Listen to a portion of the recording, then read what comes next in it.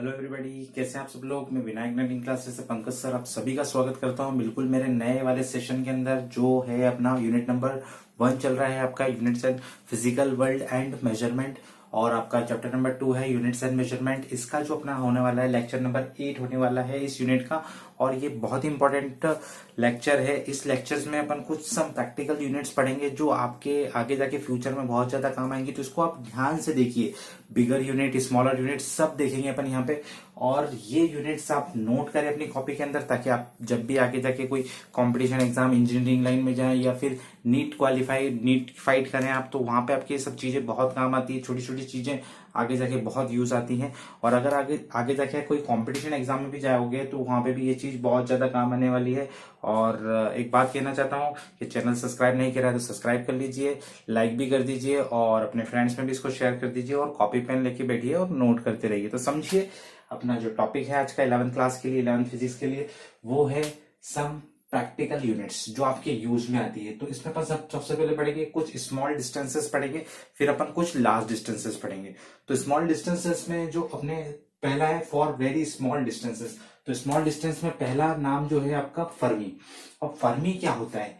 Fermi ऐसा unit होता है जो जनरली न्यूक्लियर साइज या शेप, जो न्यूक्लियर का साइज रहता है बहुत छोटा है, आप नेकेड आई से नहीं देख सकते, तो वहां पे उसको मेजरमेंट काय में करते हैं? फर्मी के अंदर करते हैं। तो इसमें लिखा हुआ है it is used to express, क्या एक्सप्रेस करता है? न्यूक्लियर साइज को एक्सप्रेस करता है। और इसको डिनोट जो करते हैं, न्यूक्लियस आपने देखा होगा कि इस तरीके से इलेक्ट्रॉन रिवॉल्व करते हैं और ये बीच में न्यूक्लियस रहता है। तो यहाँ पे इस न्यूक्लियस का साइज के लिए यूज करते हैं इसको, और यहाँ पे जिसको इसका एक्सप्रेस डिनोट करा जाता है वो किससे डिनोट करा जाता है? एफ से, कैपिटल एफ से डिनोट करा जाता है।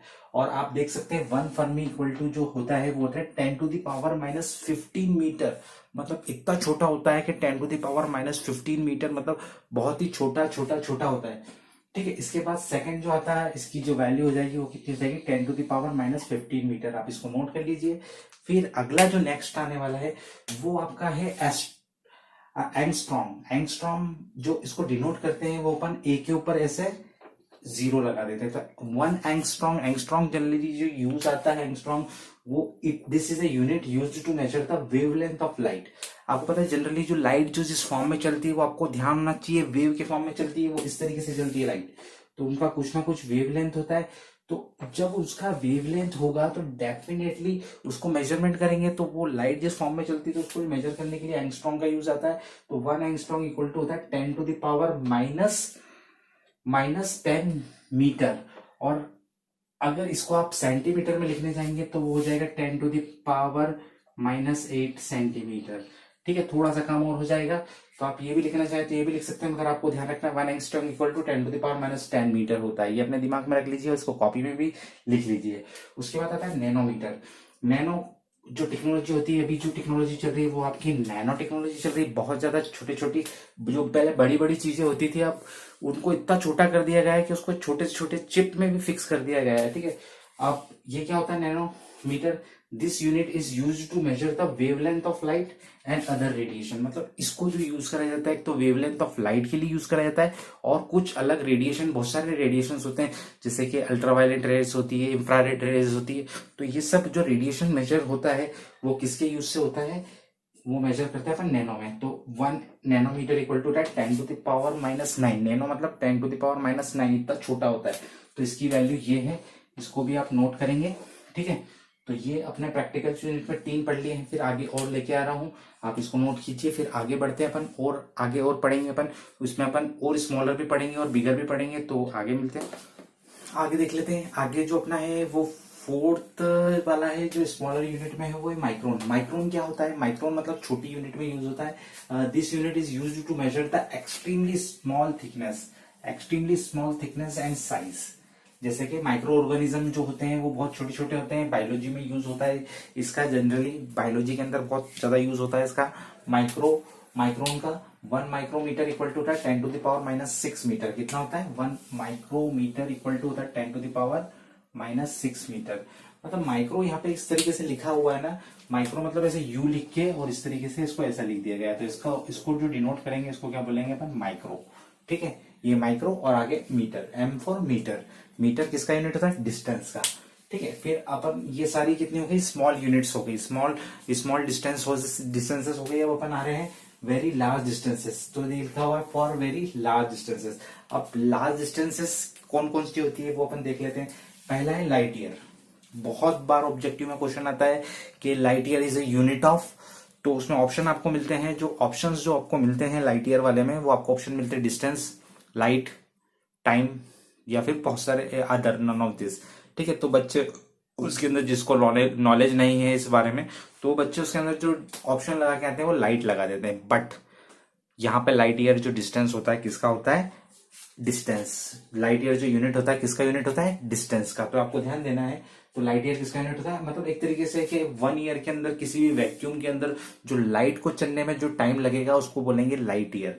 ठीक है, लिखा हुआ है द डिस्टेंस, देखिए क्या लिखा हुआ है, the distance travelled by light during 1 year in vacuum. Vacuum मतलब ऐसी जगह जहां पे कोई एटमॉस्फेरिक प्रेशर वैशर कुछ भी ना हो, जैसे कि स्पेस। स्पेस जो है, आपके अर्थ के बाहर चले जाओगे तो स्पेस, वहां पे कोई किसी का इफेक्ट नहीं पड़ता, ग्रेविटी वेविटी किसी का इफेक्ट नहीं पड़ता, तो वो एक तरीके से वैक्यूम है। वहां पे एक टाइप का ही, जैसे कि गैस अगर हो जाए, आप यहाँ पे भी वैक्यूम बना सकते हो। तो उसके अंदर जब लाइट चले कितने 1 ईयर तक, तो उसको क्या बोलेंगे अपन, लाइट ईयर बोलेंगे। तो वैसे भी आपको पता है कि लाइट ईयर डिस्टेंस होता है, आपको पता है speed equal to distance upon time होता है। फॉर्मूला आपको पता होना चाहिए कि स्पीड इक्वल टू होता है डिस्टेंस अपॉन टाइम। तो आप इधर से इधर इसको मल्टीप्लाई करेंगे तो डिस्टेंस इक्वल टू हो जाएगा स्पीड इंटू टाइम। तो स्पीड, लाइट ईयर एक डिस्टेंस है तो डिस्टेंस इधर लिख लिया, और स्पीड इंटू टाइम ये ऐसा लिख लिया फॉर्मूला। तो अपन ने देखो स्पीड ऑफ लाइट आपको पता होना चाहिए, स्पीड ऑफ लाइट जो होती है वो होती है 3 इंटू 10⁸। कितना होता है स्पीड ऑफ लाइट जो होता है आपका 3 इंटू 10⁸। और टाइम जो आपका 1 ईयर के अंदर जो होता है 365 तो डेज होते हैं, उसके बाद 60 मिनट्स होते हैं, उसके बाद 60 क्या होता है आपके पास यहाँ पे डेज आपने निकाल लिए, डेज के बाद 16 मिनट 16 सेकंड तक भी होगा आपके। और एक और चीज मैं इसमें लिखना भूल गया, तो उसको भी मैं इसमें लिख देता हूँ। वो मैंने यहाँ पे देखिए 24 तो आपके आवर्स होते हैं, 60 मिनट होते हैं और 60 सेकंड होते हैं। तो इन सबका जब मल्टीप्लाई करोगे तो आपके पास लाइट ईयर की वैल्यू आपको डायरेक्ट याद रखनी है। वो आपको डायरेक्ट याद रखना है 1 LY इक्वल टू, LY इसका शॉर्टकट है, LY इक्वल टू कितना याद रखना है आपको, 9.46 इंटू 10⁻15 मीटर।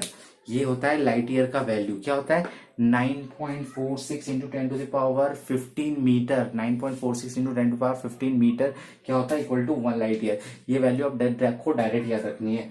ठीक है, ये सबसे बड़ा यूनिट होता है डिस्टेंस का। ठीक है, उसके आगे और मैं लेके आ रहा हूं, आप इसको नोट कीजिए जब तक।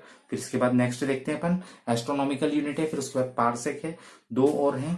ठीक है, आगे देख लेते हैं जो बिगर यूनिट में है अपने पास में, जो बड़ी यूनिट है यहाँ पे, एक है astronomical unit. Astronomical unit generally क्या होता है कि एवरेज डिस्टेंस होता है किसके, सन और अर्थ के बीच का जो एवरेज डिस्टेंस होता है उसको एस्ट्रोनॉमिकल यूनिट बोलते हैं।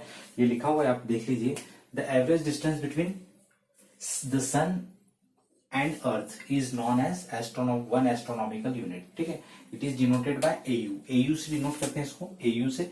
और 1 AU इक्वल टू होता है आपके पास 1.496 इंटू 10⁻11। 1.496 into 10⁻11 metre.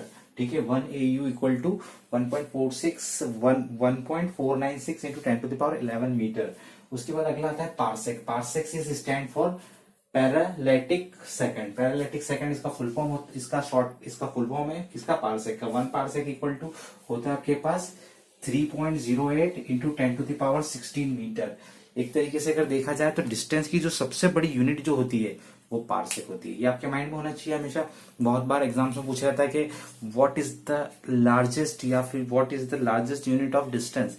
तो लार्जेस्ट यूनिट जो है, सबसे बड़ी जो बिगेस्ट यूनिट जो है, वो एक तरीके से क्या है, पार्सेक है। आपके दिमाग में होना चाहिए। उसके अलावा इनमें कुछ रिलेशंस मैंने बनाए हैं कि AU astronomical unit, LY light year, और पार्सेक के बीच में क्या रिलेशन है। तो 1 LY मतलब लाइट ईयर इक्वल टू होता है 6.3 into 10⁻4 AU। 1 parsec equal to होता है 3.26 LY। 1 पार्सेक इक्वल टू होता है 3.06 इंटू 10⁵ AU। तो ये आपको कुछ रिलेशन याद रखने हैं। इसके अलावा सबसे बड़ी यूनिट जो होती है वो पार्सेक होती है, फिर उसके बाद LY, फिर उसके बाद AU। मतलब सबसे बड़ी जो यूनिट होती है वो पार्सेक होती है, फिर उसके बाद लाइट ईयर, फिर सबसे जो छोटी उससे मानी जाती है थर्ड नंबर पे जो सबसे बड़ी यूनिट होती है वो होती है एस्ट्रोनॉमिकल यूनिट। तो ये आप नोट कर लीजिए सारी बातें, ये आपके काम आएगी।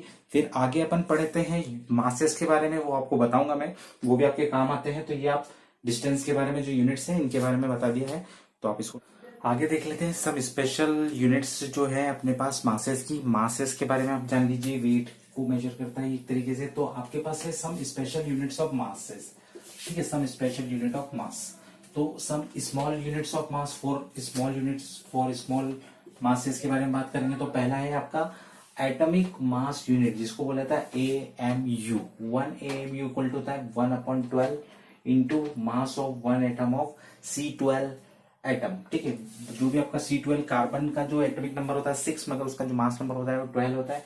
तो उसका मतलब एक का मास नंबर 1/12 कर देते हैं, तो वो 1 AMU कितना आता है 1.6 इंटू 1.66 इंटू 10⁻⁻27 kg, बहुत ज्यादा छोटा होता है। कितना होता है 1.66 इंटू 10⁻⁻27 kg। या फिर 1 ग्राम इक्वल टू कितने ग्राम, कितने किलोग्राम, वो होता है 10⁻³ किलोग्राम। मतलब उल्टा कर दिया, 1 ग्राम का उल्टा कर दिया, क्योंकि अपन को पता है 1 kg इक्वल टू 1000 ग्राम होता है। तो अपने पास 1 ग्राम इक्वल टू 10⁻³ मतलब 1 के अपॉन में 1000 किलोग्राम। ऐसे ही 1 मिलीग्राम इक्वल टू होता है 10⁻³ ग्राम, या फिर आप बोल सकते हो 10⁻6 किलोग्राम। ऐसे ही लार्ज मासेस में आप दो ध्यान रख लीजिए केवल। 1 मैट्रिक टन इक्वल टू होता है 1000 kg। 1 टन बोल सकते हो या मैट्रिक टन बोल सकते हो, ये कितना होता है 1000 kg होता है। और 1 कुंटल आपको पता है कि 100 kg होता है। पता है कि एक बोरी के अंदर 1 कुंटल गेहूं आ जाते हैं, तो वो कितना होता है 100 kg। और 1 टन कितना होता है 1000 kg, ठीक है। तो ये आपको ध्यान रखने हैं, कुछ स्मॉलर मासेस और कुछ बिगर मासेस, ये अपने काम आएंगे एग्जाम आगे जाके फ्यूचर में। अब इसके बाद जो पढ़ने वाले अपन, वो अपन पढ़ने वाले हैं एक्यूरेसी क्या होता है, प्रिसीशन क्या होता है, एरर्स इन मेजरमेंट क्या क्या होते हैं, ठीक है, कितने टाइप्स के एरर होते हैं, ये सब चीजें अपन देखेंगे। तो आप जब तक ये सब चीज नोट कर लीजिए, फिर उसके बाद अपन वो स्टार्ट करेंगे। तो आप इसको नोट कीजिए पहले। अब देखिए आगे जो अपने सिलेबस में ये चीज भी है, एक्यूरेसी क्या होता है, प्रिसीशन क्या होता है। तो एक्यूरेसी क्या होता है, एक्यूरेसी मतलब ये समझ लो कि कोई भी वैल्यू अगर आप फाइंड कर रहे हो या फिर कोई भी मेजरमेंट कर रहे हो, तो वो एक्यूरेट मतलब 100% होना चाहिए, कि मतलब वो एग्जैक्ट करेक्टनेस उसके अंदर होनी चाहिए, कोई भी प्रॉब्लम नहीं आनी चाहिए उसके अंदर। तो इस टाइप से ये है। तो ये एक्यूरेसी क्या बोलती है, ये लिखा हुआ है देखो, the accuracy of measurement is the measure of how close to the measured value. मतलब आप जो भी आपने मेजर्ड वैल्यू करी है, मेजर करी है वैल्यू, वो कितना ज्यादा क्लोज है किसके, इज द ट्रू वैल्यू। मतलब जो भी आपकी उसकी exact value of the quantity, जो भी आपकी फिजिकल क्वांटिटी यूज कर रहे हो, तो उसकी जो ट्रू वैल्यू होगी उससे कितनी ज्यादा क्लोजनेस है उसके, 99.99% क्लोज है या 100% क्लोज है या 96% है, कितना वो उसकी एक्यूरेसी होती है एक तरीके से, ठीक है। More closer is the measured value with the true value. मतलब ट्रू वैल्यू से मेजर्ड वैल्यू जितनी ज्यादा क्लोजनेस रखेगी उतनी उसकी ज्यादा एक्यूरेसी होगी, ठीक है, उतनी उसकी एक्यूरेसी होगी। जैसे कि आप अगर कोई एक मीटर लेके आए, जैसे कि आप एक एमीटर लेके आए जो करंट को मेजर करता है, तो उसकी जो रेंज है वो 5 एम्पियर तक है। तो अगर आप उसके अंदर 5 एम्पियर जब आप मेजर कर रहे हैं उसके अंदर, तो अगर आप वो मेजर करके अगर 4 ही बता रहा है, तो उसकी एक्यूरेसी कितनी होगी 80% हो गई, तो वो उसकी एक्यूरेसी होगी, ठीक है। जैसे कि आप मेहनत करते हैं, आप पढ़ाई करते हैं, तो आप पढ़ाई करते करते कितने 100% पढ़ाई करते हैं, सब कुछ पढ़ डाला, मगर आपके परसेंटेज आए केवल 92%। तो 92% आए तो आपकी एक्यूरेसी कितनी हो गई 92% हो गई। अगर आपके 96% आए तो आपकी जो एक्यूरेसी होगी, आपने पढ़ा 100%, मेहनत भी 100% करी, लिखा भी 100%, मगर आपकी एक्यूरेसी कितनी रही उसके अंदर 96%। तो वो जो होगी वो आपकी एक्यूरेसी होगी जो ट्रू वैल्यू के बिल्कुल पास जो क्लोजनेस दिखाएगी, वो हाईएस्ट एक्यूरेसी होती है। जैसे कि कुछ बच्चों के मैंने देखा था कि 12th के अंदर सीबीएसई के अंदर 100% भी बनाए। मैंने एक राजस्थान बोर्ड का एक आर्ट्स का स्टूडेंट था, तो उस गर्ल के जो बने थे वो 500 आउट ऑफ 500 आए थे उसके, महाराष्ट्र बोर्ड के, ठीक है। तो महाराष्ट्र बोर्ड के 500 आउट ऑफ 500, मतलब दैट मीन्स उसकी एक्यूरेसी कितनी 100% है। तो ये क्या होती है एक्यूरेसी, मतलब ट्रू वैल्यू के पास में कितनी उसकी वैल्यू, उसकी क्लोजनेस है। प्रेसिशन भी ये होता है, precision is the degree of exactness और रिफरेंसमेंट ऑफ अ मेजरमेंट। मतलब एक तरीके से डिग्री ऑफ एग्जैक्टनेस, मतलब उसकी एग्जैक्ट वैल्यू क्या होगी, कि जैसे कि आपको अगर बोल दिया कि मेरी हाइट कितनी है, जैसे कि या किसी को भी दिखा के बोल दिया कि इसकी हाइट कितनी है, तो अगर उसको पता है कि उसकी हाइट उसके सामने मेजर हुई होगी तो उसको एग्जैक्ट हाइट पता है।